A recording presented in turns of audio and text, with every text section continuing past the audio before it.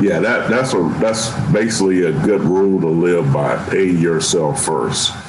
So if you want to generate savings, make sure you pay yourself, and that sometimes that means cutting out things that you don't have to have. You know, there are a lot of people, you know, even like cars. I'm not really big into buying I gotta have the latest car, the latest this, and things like that. I buy what I need and I keep it. You know, I don't go out and buy one every 3 years because I don't care to make payments. I don't care to make somebody else rich. Pay yourself. If you pay yourself first, you can go out and negotiate buying a lot of things, because cash today means a lot even to a business. They much rather have cash today than cash flow tomorrow, right? So if you have cash today, you can invest it. And That's it, man. The reason why I'm looking around at my library, because I have a book that was given to me by one of my market managers for my company that I own, and it's entitled "Pay Yourself to Wealth." And it's only 100 pages, and I'm going to give those guys that advertisement because that is a very good book, Mark. Right. And it talks about what you just said about paying yourself first, and I think that is one of the biggest downfalls that a lot of people may have, where they don't pay themselves first and then budget everything else around that. Right. I do believe in tithing.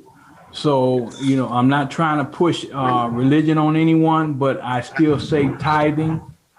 If you are a believer, paying yourself and tithing first, and everything else, you know, around that, you cannot go wrong.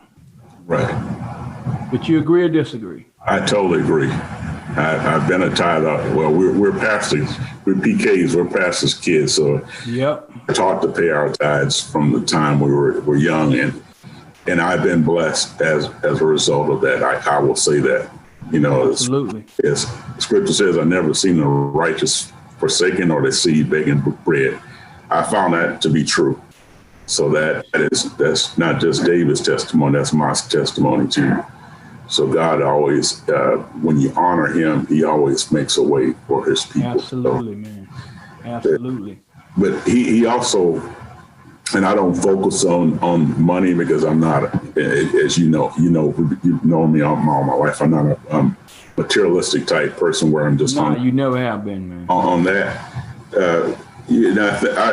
I always believe in buying quality and something that lasts for a long time, and that has that's well made. And as an engineer, I'm not overly impressed by emblems, especially like for cars, right. Because engineering on a lot of cars that are not that expensive is just as good as some of the fancier name brand European cars. So you always go for, not that's my opinion. I can't I won't tell anybody else how they should live, but it's just my opinion is value is more important to me.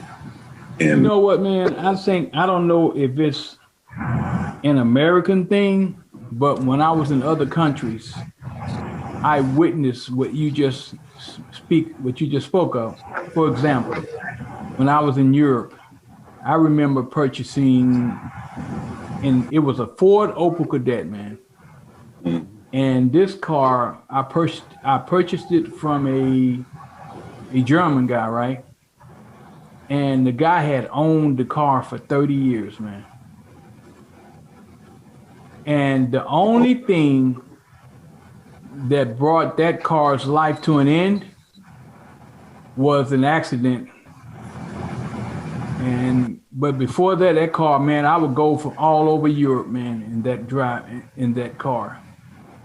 And then I learned that the average European, especially in Germany, they kept their cars for 20 years plus. Mm-hmm. Because cars were not a big deal to them. Right. Wealth was a big deal to them. Right. You know, this is from the people that I spoke with. They were more focused on wealth than they were material things. And I think that is one of the biggest downfalls that is causing a gap. And you speak of the schools, because if we are in a position to where we can create wealth for ourselves, I think it plays a big role. It will be a big impact on how we spend in the future as it relates to our education, to purchasing major purchases such as homes. So in that view, what can you conclude? What is your conclusion as it relates to how we come out of this thing? Because you have a good point. And one of the things I've realized about the educational budgets that are going into the hundreds of thousands of dollars is the interest rate that's piled on top of that. You know what I mean? So, for example, I know of people right now, man, because it has happened to me as well, who may come out with $120,000, right?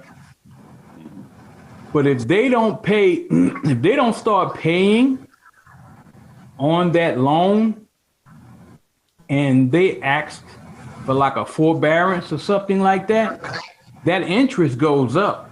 So within a year, they can go from owing 120,000 to 140,000. And the interest just keeps going up and up every year that they delay the payments. It's the same thing with a credit card. This is the reason why businesses will show you the minimum payment is because they want to keep charging interest. Yeah. So, you want to pay. I don't believe in. I use credit cards just because of the security. Absolutely. But that goes away. I pay though anything I spend on a credit card, it's paid immediately. I don't believe in paying credit card companies interest rates, high interest rates, because they want you to make the minimum payment because that's how they increase their profit.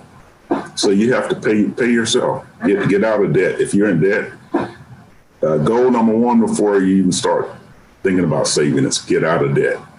That's it. And like I said, this kids now, they're in worse shape because they're leaving school with something that's equivalent to what used to be a mortgage payment for us. You could buy a house for $150,000. Yes, man. Or 120 or 100,000 in the early 90s. You could buy a home for that amount. And so, you have people leaving school, so they're already in debt. And that's one of the reasons why it's really been talked about even in Congress. There's a lot of conversation going on about debt cancellation for student loans, because most people that are coming out of college now, they're going to spend the next 10 to 15 years at least just paying up student loan. And it's not going to be a small payment. I had a small payment when I graduated because I didn't accumulate as much debt going through school.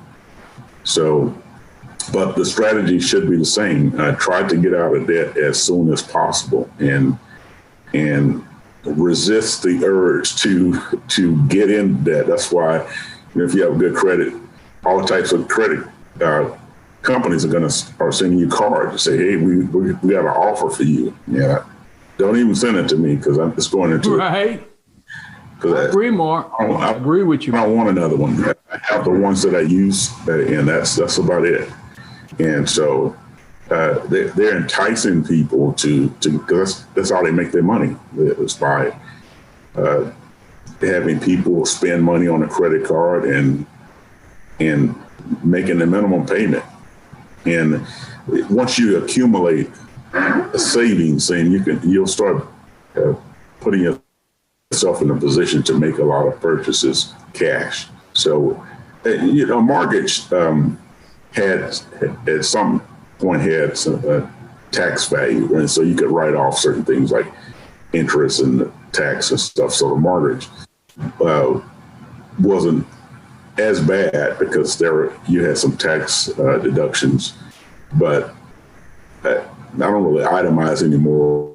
Since the new tax law, I really don't even itemize. So I don't really use it, but there was a time when you could actually itemize and write off certain things from your mortgage. So it wasn't really a bad investment, even though you're in debt. But, always try to pay off whatever debt you're in, try to pay it off as soon as you can, whether it's a mortgage, a car payment. And I have friends, they'll go buy a car cash. They think the same way. They don't believe in getting into a lot of debt. They'll save money and just go buy it cash, whatever the car is. And then by doing that, they can negotiate the price because they're offering a dealer cash money as opposed to them financing. And a lot of them will do that. They'll say, hey, I got a check with X amount of dollars. I can buy cash tonight, So they're in a position to negotiate.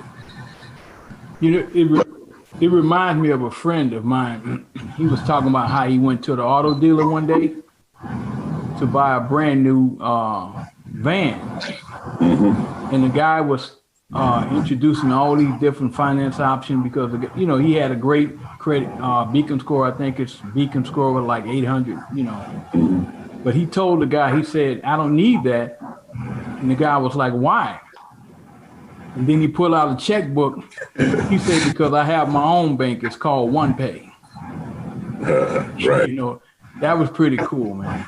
For him to be in a position to do that, to buy, a $35,000 van in cash. Right. And just to note, you won't get there overnight. So the people who are young and just starting off your life, you're not going to get there overnight. And not unless you inherited a lot of wealth, then you may be already there. But for most of us who had to work and save, you're not going to get there overnight. But the plan is to always keep the amount of debt that you accumulate to a minimum, and you will be in a position where you can finance some of your own ideas. But it won't happen by just spending. That's not the answer. It's just go out and start spending, because I want it, I need it. We don't. Well, can you repeat that slowly again? I like what you just said about your debt. Can you repeat that slowly, please, for our audience to hear this? Oh, about what? Which part of it?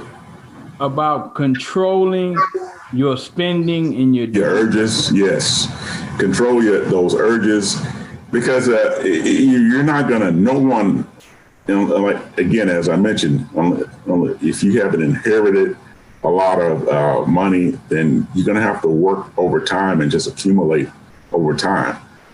And then the reason why we're here talking about the finance tools, once you accumulate some savings, then how do you invest that to let your money work for you so that you don't have to work? You should work smarter, not harder.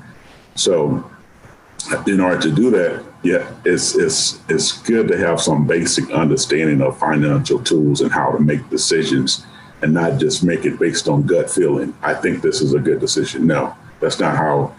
No corporation would remain in business if they made decisions based on just their gut. They actually have to see hard numbers. And in many times, we study those case studies in school of how decisions were made about some prominent programs.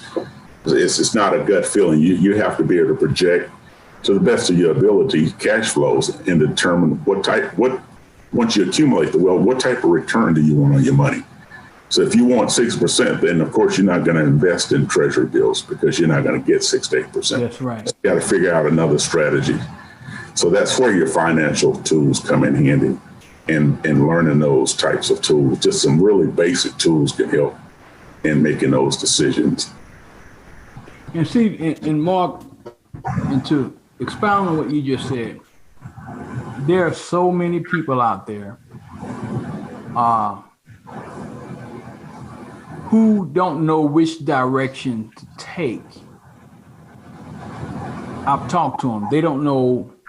They don't really want to talk about it because of fear, because they are afraid that their money won't work out the way they want it to, or they don't want to invest the time and the discipline. And don't get me wrong, I'm not,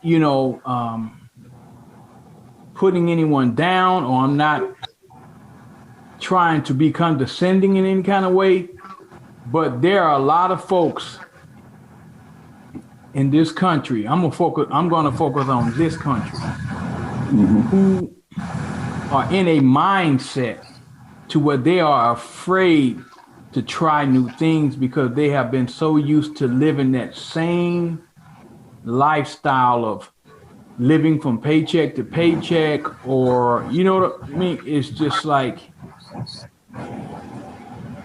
I don't know where to go from here, and I'm afraid to move forward if I decide to go. It's like a mental imprisonment, man. Right. What can you suggest to that person who's going through those types of emotions? Because and a lot of it is tied to the environment that they were either raised in or that they are currently in. Well, there's even a Bible scripture that talks about my people perish because of lack of knowledge. Right. So that's why it's good that you're holding sessions like this, because it's important to understand how our financial system works, or just some basic understanding. You don't have to be a financial planner or some economic guru, but just some basic understanding. And really that's why what we're trying to impart, some basic knowledge to even tonight, because we know during the one of the biggest investments that you make is your home. So during the late 90s, there were people giving these quote unquote great deals, but what they weren't not telling people was that they were giving them adjustable rate mortgages. So for the mortgage when they first bought the home, but after 5 years or X amount of years, the interest rate went up, and then their payments went up as well. So you had people who had good intentions and wanted to buy a home, which is a great thing, but they were taken advantage of. People took advantage of them. And with the arms, and they start losing the greatest investment that you could make. For most of us, that's the biggest investment that most people have, is your home. So our people perish because of lack of knowledge. That's why it's really important to impart some basic knowledge when you're making decisions, because it's not always cut and dry.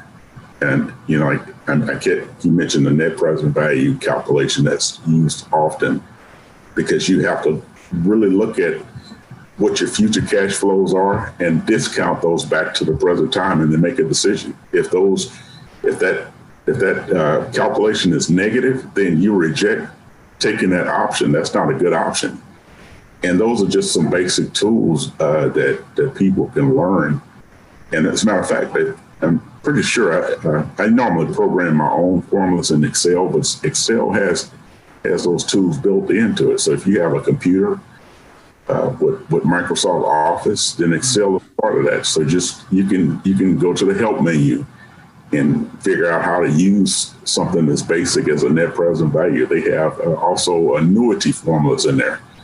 So if you want to calculate even before you purchase a car or vehicle, what your payments are going to be, then you can figure out even before you go to the dealership how much car you can afford, and put that into your budget.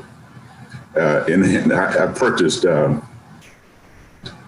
think 3 cars since receiving the MBA, and the last 2 times I'll take my computer in with me. So when I'm looking at the monthly notes, I'm there calculating it too, right along with their accounting finance departments, and if their numbers are a little different from mine, I'm stopping them, say, hey, why are your numbers different?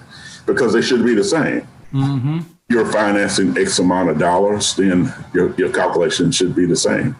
Wow. So But for most of part, I've been blessed where I've gotten 0% interest, so it's really not any great calculation I need to do, other than just divide the total amount about a number of payments.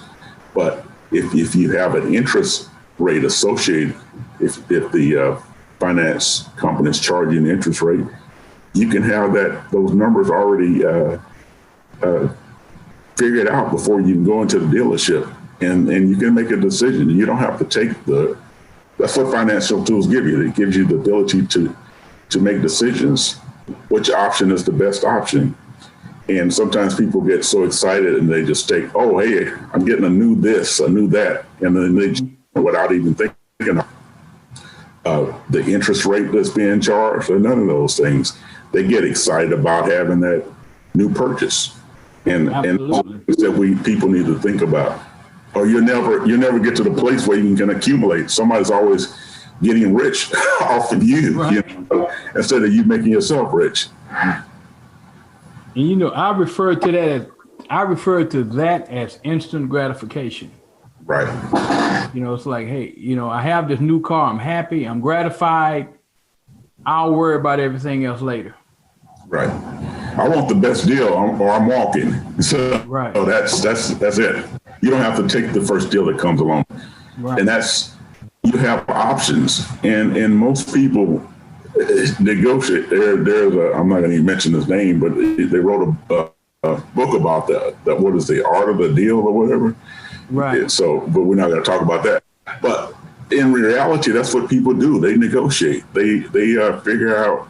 They try to figure out what's the best option for themselves. So, and negotiate. If it's not what they're looking for, they'll negotiate.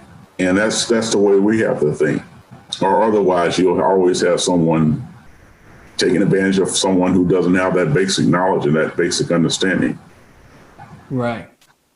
Well, Mark, I tell you what, it all revolves around a scripture that you and I discussed earlier too as well, man. Right. It says, a good man leaves an inheritance to his children's children. Right. And to me, that's what it's all about, man, passing down an inheritance so that your children can carry on your legacy, man. That's right. And they don't have to work as hard as you. So they don't have to worry about certain things. That's always a good thing. And like I said, I'm not into, and I've heard, being in church, I've heard people focus on Bible scriptures that talk about getting wealth. Right. That's not my thing. I'm not, it's not about it. We need money to live in this world, but I'm not into a whole lot of materialism and, you just got to be rich, but optimize your ability, optimize your capacity. It's not about trying to compete with anybody, but be the best you that you can be, and take it. Not everybody's going to be the next Bill Gates or rich, but be the best you that you can be. Optimize what you have. And I want to leave with something before we close the show out. It is said, even people who make minimum wage, right?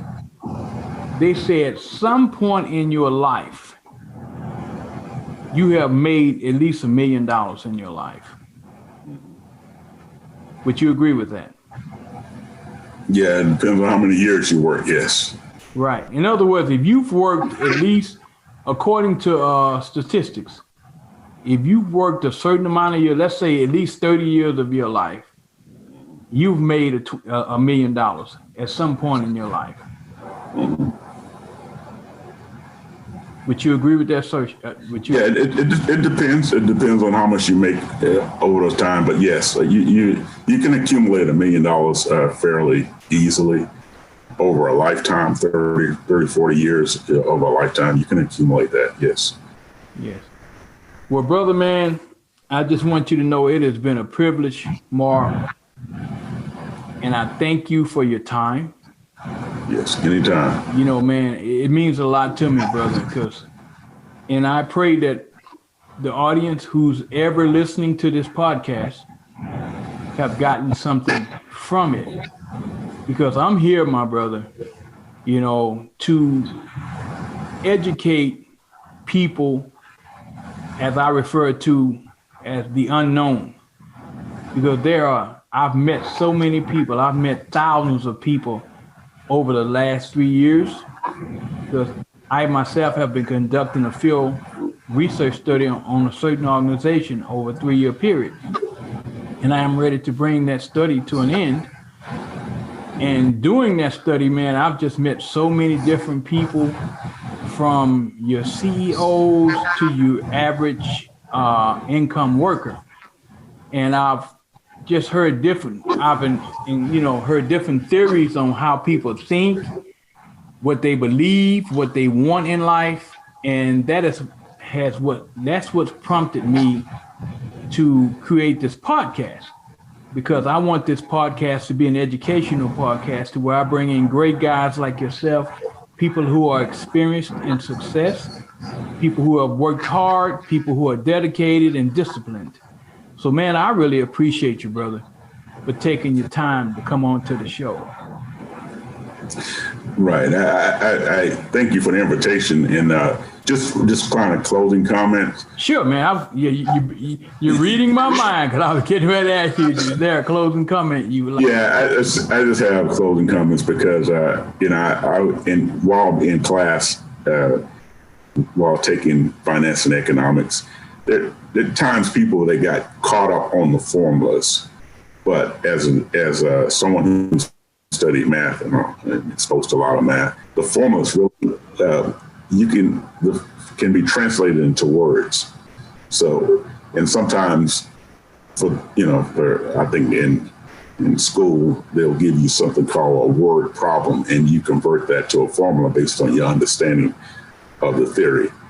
So sometimes people get caught up into looking at the mathematical formulas and becoming intimidated by that. But my advice is do not. Okay. Understand the concepts. That's the main thing. Understand the concept behind discounting.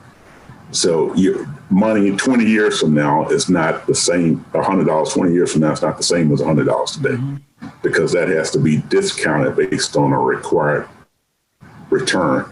So when you're thinking of everything dealing with money other than spending on the necessities, you should think of it as an investment. And so if you're going to get a return, that return is discounted to the present day. So don't be intimidated by the math. If you look at the math, it might appear to be kind of intimidating for someone who doesn't have a extensive math background, but understand the concepts. Because if you understand the concepts, you can actually even go to a certified financial planner and talk about certain things, but just understand the concepts first. And then if you don't know, go to someone who is certified. There are certified planners out there who can help guide you and walk you through some of these things. But that's the main thing. Just understand the concepts behind that's it. Interest rates, discounting, that kind of thing. And understanding that your cash in the future is not the same as today. That's what people miss that. And so they'll put down a certain amount of cash flow in the future. And you'll notice that even when independent contractors or entertainers, when they negotiate contracts, most of them want their money up front. There's a reason why. Yes. Because your money today is worth more than you have to adjust for what your required rate of return is over time. Right. If you need some money pay me in the future, then we need to make some accommodations for those cash flows that are coming in the future. So you'll see that a lot, even when people negotiate contracts. They want most of their money up front, because you can take that money and invest it. So that money has what's called opportunity costs associated with it. You can invest it in a lot of different things if you have money up front. So you don't want to, you want to learn those concepts. Most of the people dealing in finance and money, they understand that. They understand that concept. Sometimes we just look at numbers and say, okay, got X amount of dollars today, X amount of dollars over the next 5 years, without understanding that those cash flows in the future are not the same as today.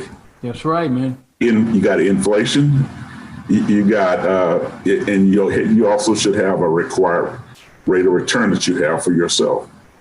And whether it's, if you put it in a savings account, you may get 2%, maybe 1%, depending, how that's pretty small. So that's not really much of a return. But if you require something greater than that, then you need to look at another option other than something like that. So most people, except the finance people, understand that. They understand it. And a lot of people who are in the business, in the know, and actually, you've been in a lot of business, you've had a lot of business, so you understand this too. Absolutely. Most people understand that it's important, that cash flow today is not the same as cash flows in the future. It sure isn't. That's definitely inflation, man. It sure is. So you got inflation, and then you have your required rate of return that you want on any type of money that you have to invest. Well, my brother, once again, man, I appreciate you, because I know you can go really deep into this, but and we just really would not have the time to go that deep. But I do want to have you back, Mark, to go more in depth, because I want to just create a show that will actually walk the audience through patterns of how you can move from one stage to the next.